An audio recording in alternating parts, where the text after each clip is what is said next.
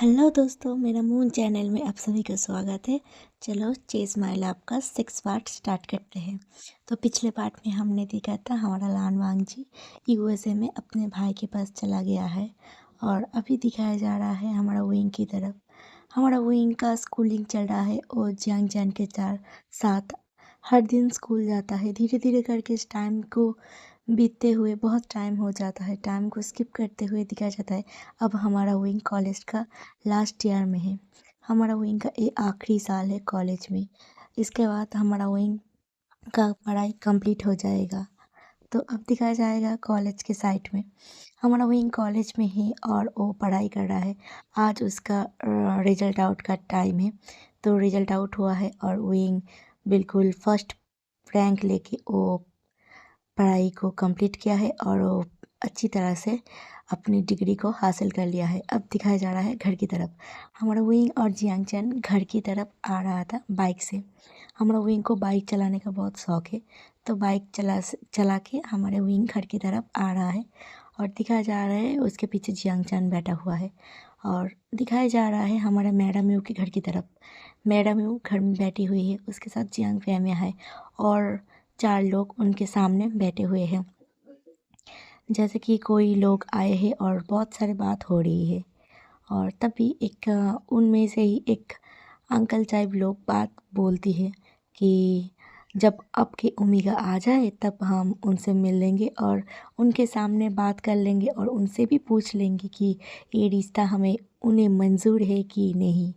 तभी हमारे मैडम भी बोलती है हाँ, कुछ देर में ही मेरा बेटे आ जाएंगे, मेरे बेटे, तब उनसे भी पूछ लेंगे। तब ये बोल के हमारा मैडम यू कुछ देर रुकने के लिए बोलते हैं। तभी दिखाया जा रहा है हमारे विंग और जियांग चैन दोनों एंटर कर रही है घर के। और विंग के हाथ में ना एक बाइक का जो किचन था उसको विंग घुमाते हुए आ रहा है।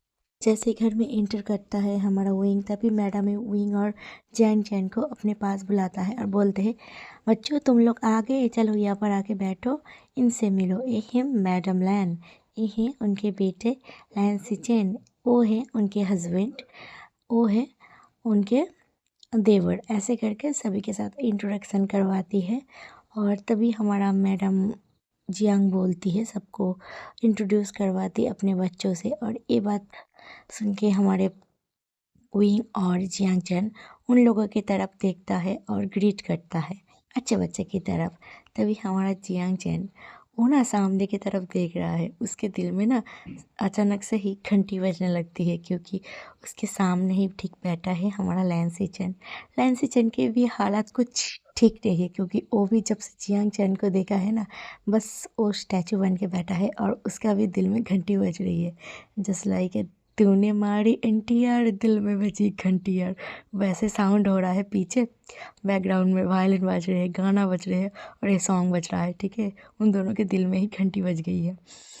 अब दिखाया जा रहा है हमारा मैडम लैंड तभी बोलता है वाओ, आपके ओमेगा बेटी बहुत खूबसूरत है और अच्छे भी है और हमें ये रिश्ता मंजूर है। तो हमारा जब छोटा बेटा आ जाएंगे तब हम रिश्ते के बाद आगे बढ़ाएंगे। तो तय रहा आपके बेटे के साथ हमारे बेटे की शादी।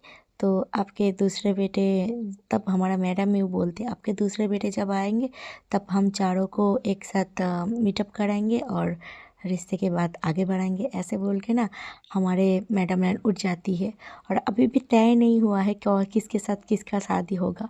हमारा मैडम यू ने तो सोच लिया है कि जियांग चैन की शादी हमारा लैंसीचन से होगा, हमारा वी के शादी जो आने वाला लड़का है ना, जो अभी नहीं आया है, उसके साथ होगा। लेकिन आगे दिखाया जाएगा कौन किसके साथ होगा। तो यहाँ पर हमारा जियांग चैन और लैंसीचन का तो आंखों आंखों में ही कुछ चलने शुरू हो गया। तो दिखाया जा रहा है कुछ दिन स्किप करके हमारे विंग एक दिन पार्क में बैठा है और वो कुछ कॉलेज के पुराने दोस्तों से बात कर रहा है, क्योंकि अभी तो कॉलेज बंद है, कॉलेज का ख़त्म हो गया है, तो उसका पढ़ाई भी कंप्लीट हो गया। तो पार्क में आया था जस्ट घूमने के लिए। वो वहाँ पर कई सारे दोस्तों से मीटअप हो गया है। वो बात कर रहा है कि कैसे हो तुम, क्या कर रहे हो। अभी तो हमारा विंग बोल रहा है मैं कुछ नहीं कर रही हूँ, बस हाँ पापा के साथ शॉप पे जाती हूँ, काम टाम करती हूँ थोड़ा बहुत। मम्मी का हेल्प करते हो, घर में ही हो अभी। तो ऐसे करके वो सब बात करते हैं। तभी दिखाया जा रहा है एक कार से एक हैंडसम सा बंदा निकल रहा है। उसके पैर को दिखाया जा रहा है पहले, उसके बाद उसको नहीं, उसको शूज़ को पहले दिखाया जा रहा है, उसके पैर को उसके बाद दिखाया जा रहा है। उसके बाद वो अपने कोट को झाड़ते हुए बाहर निकलता है, अपने गॉगल को सही करता है और तभी उसके असिस्टेंट को बोलता है। उसके असिस्टेंट एक लड़की है, ठीक है, और उसके असिस्टेंट का नाम है रूमी। तो रूमी को बोलता है, रूमी फ़ाइल दो मुझे, और मैंने जिसको बोला था ढूँढने के लिए तुमने उसे ढूँढ लिया? वो कैसा दिखता है? मैंने तुम्हें उसका बचपन का पिक दिया था, तुम उसे ढूँढ पाए? तभी हमारा वो रूमी बोलता है कि हाँ सर, मैंने उसको ढूँढ लिया, ये रही उसकी फ़ाइल। ऐसे करके उस फ़ाइल को बढ़ा देता है और उस फ़ाइल को देखने के बाद ना एक उसमें फ़ोटो लगी हुई है, और वो फ़ोटो हमारे विंग की है, और उसके पास एक बचपन वाली भी फ़ोटो है। उस फ़ोटो को देख के हमारा वो शख्स ना एक मुस्कुराता है और अपने नोज़ को और रब करते हुए बोलता है, वाओ तुम तो बहुत क्यूट हो गए हो मेरी बनी, मेरी बेबी वी, ऐसे करके बोलता है। और वो हमारा विंग है, तो जो अपने नोज़ को रब करके उस विंग को, पिक्चर को बेबी वी बोल रहा है, वो हमारा लान वांगजी है। और तभी दिखाया जा रहा है, लान वांगजी बोलता है कि मेरा भी तो बहुत क्यूट एंड प्यारा हो गया है। तो रूमी, तुम्हारा अगला काम है कि तुम किसी को मत पता चलने देना कि मैं वापस आ गई हो, इवन कि मेरे फैमिली को भी नहीं।